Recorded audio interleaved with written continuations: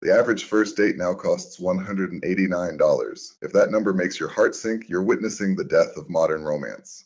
Welcome to Pillar 4, the economics of romance. We're living through dateflation, a reality where the financial barrier to entry is becoming impossible for the average person.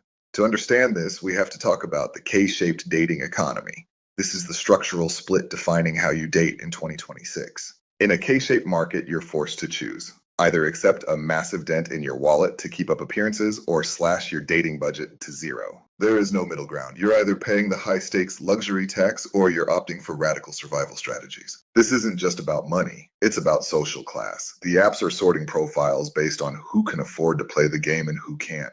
This leads to a survival tactic we're seeing everywhere: U-hauling. Young people are fast tracking relationships and moving in together prematurely. But it's not because they're ready for commitment. It's because they need to split the rent. Love is being fast tracked for economic survival. This financial pressure often leads to roommate syndrome. When you move in too fast just to save money, the romantic spark dies under the weight of the bills. You aren't partners anymore, you're just co-signers on a lease. The connection has been replaced by an administrative arrangement. On the other end of the K-shape, we have the rise of after-dating and choremans. This is where dating meets the reality of the daily grind. Choremance means dating while running errands, like grocery shopping or doing laundry. It's an attempt to squeeze romance into the margins of a busy, expensive life. It's radical practicality as a dating strategy. If connection is the goal, why does it have to come with a three-course dinner and a massive bill?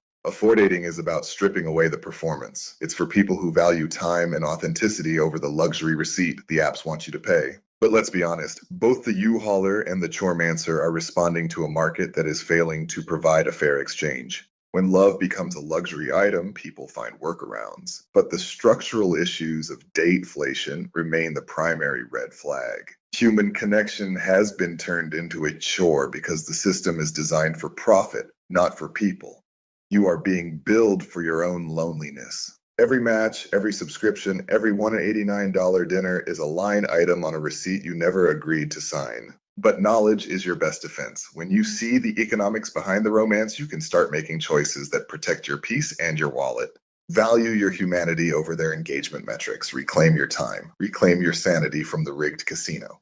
The future of dating isn't about how much you spend. It's about how much you're willing to see through the game. Connection is free if you refuse to pay the tax. The isolation validations the rebellions. If the game is rigged, the only winning move is to define the rules for yourself. At the end of the day, you are the judge of your own receipt court. You decide what's worth your time and what's a total loss. Dateflation, U-hauling, and the K-shaped economy, these aren't just terms. They are the new price of admission you need to avoid. Here's the final verdict for Pillar 4.